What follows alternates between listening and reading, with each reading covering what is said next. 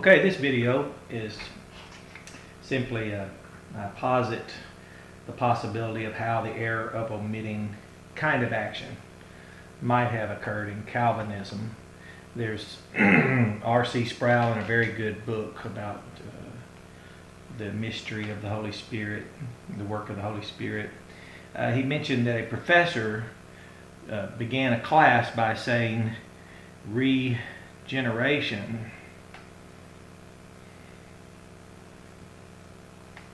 and he said that precedes faith. And R.C. Sproul recounted in his book that really shocked his system, because he had once believed that you believed first, believed, then were born again, or from above, or regenerated, fathered.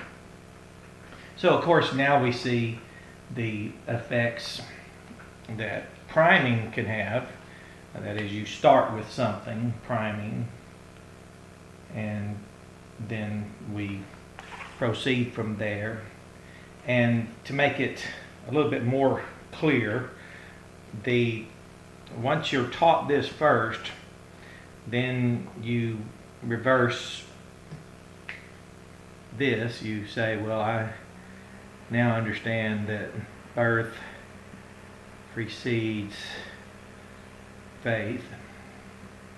And then what happens is once primed, we go look for it.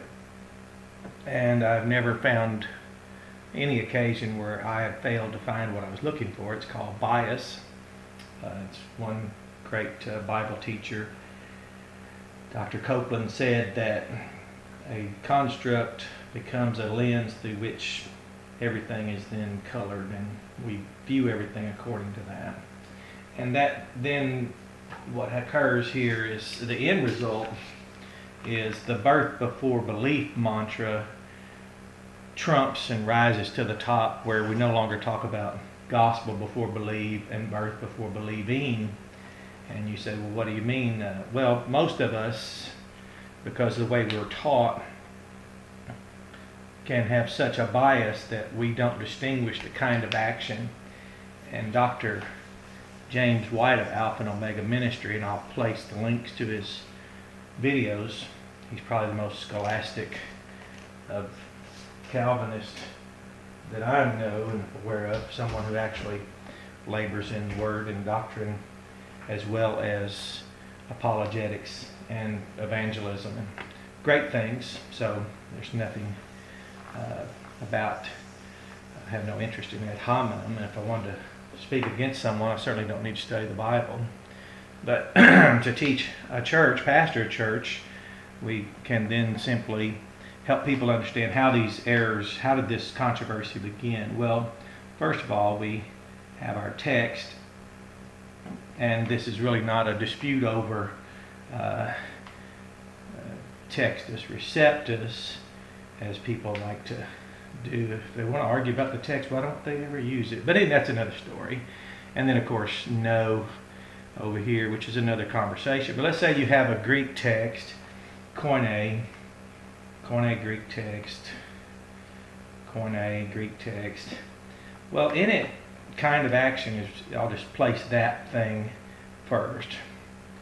Kind of action is very large in koine, and everyone that reads any type of grammar book is well aware of that. And koine, of course, is very common, wordy, specific, organic. It's really why I, as a commoner, am attracted to it, and especially the Baptist people, which is not a denomination. I know there's a Baptist denomination out there, or denominations now, and there's Baptist religions out there. There are even Baptists who are Protestants now. But of any of that I'm not speaking. I'm talking about the ones who were accused of baptizing. First, if preachers like us would not seek a license from the state religions, and that's why we have this country today, no church of the United States.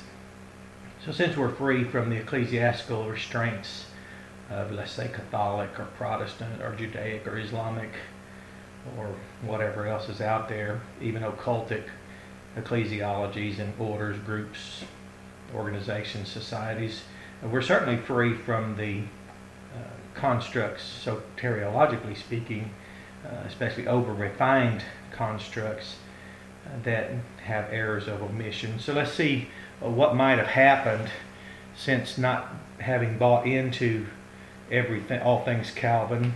What might have happened was, when you watch a video by Dr. James White of Alpha and Omega Ministries, he says 1 John 5:1 shows birth as antecedent to believing, and that is 100% correct. So he gets an A there, and I've heard some very ridiculous replies against that. I really don't know. It's quite embarrassing. The anti-Calvinism actually is so hypercharged that people speak against the text to support their Arminianism or whatever other construct they think they're defending. But in the heat to find it, aha, here's my aha moment, even scholastics, all of us can omit something as simple but yet very profound. A text does not exist anywhere in any Koine New Testament that places birth before believe. You say, well, I thought 1 John 5:1 actually someone gave us feedback, and imkoine.org, and were assuring us that birth preceded believing, and even the person's feedback had omitted the distinction between believe and believing. Now, why it's absolutely correct what is being stated now, that is in this video, is because this is the grammar and kind of language of the Koine New Testament. So this is how the omissive error of emphasizing birth before belief, but one needs to be careful to know that birth is only prior to continuing, and fortunately not looking for an argument to support Calvinism, nor an argument to support Arminianism, whatever that would be. We can find that the gospel is before believe, the simplest form of action. And you can look at John 20:31. Now, this certainly wasn't, if you want to negate Calvinism, you'll never learn these things. And if you want to support Calvinism, that is, if that's your ultimate aim, you'll never notice these things. So errors of omission, errors of omission are presupposed by bias, which results from priming. That is, if the school I'd attended, my hermeneutics teacher, for example, if all he had done was say, now here's what we believe, now let's go find it, support for it, well, we would have never disappointed him. We would have always found support for anything. So even R.C. Sproul was taught that regeneration precedes faith, without the professor distinguishing that which is very distinguished in the inspired text, as we would call the Koine text. That is, the extant text might simply be copies. We don't have the originals. However, we yield to those.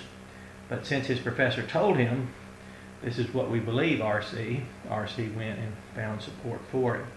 Since Dr. James White, for example, found a text that showed birth before believing, he considered his work done, as all of us do.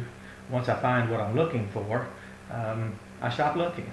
So when we stop looking, we might not go far enough. Now, I know he's a Koine Greek scholar. well, I shouldn't have said scholar. A Greek scholar is an oxymoron. How can we be a scholar in something so common and simplistic and so wordy that it was used by, well, classical Greek users would be quite insulted by the number of words in the Koine text. But anyway, this is how it possibly occurs, and one way it occurs, and the error of omission in Calvinism. This one particularly, birth before believe, that's how it occurred. And that's enough information for this, so that you might not be exhausted. Landmark, enjoy the study.